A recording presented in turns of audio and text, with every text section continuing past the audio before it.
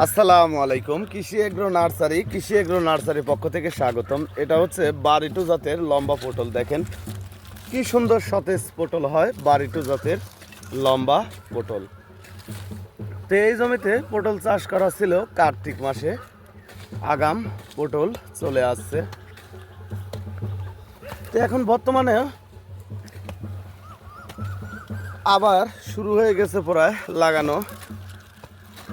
এই দেখেন আমাদের যে সাইজের প্রত্যেকটি পরতে পরতে এই পটলগুলি চলে আসে।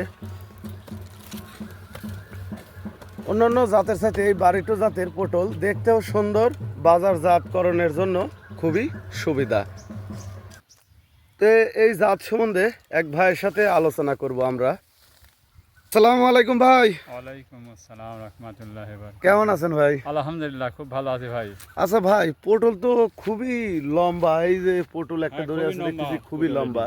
আর মোটামুটি ধরছেও তো খুব খুব সুন্দর। ধরা ধরছে ভাই, চরম ধরা ধরিছে ইনশাআল্লাহ।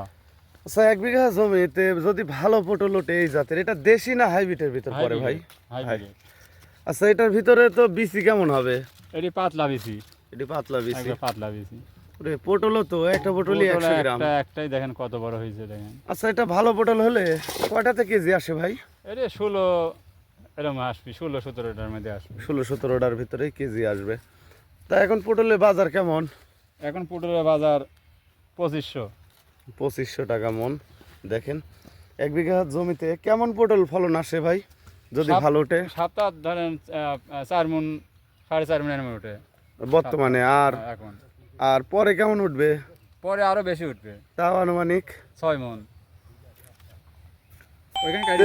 আপনারা পটলের চারা সংরক্ষণ করতে চাইলে স্ক্রিনে দেওয়া নম্বরে যোগাযোগ করবেন।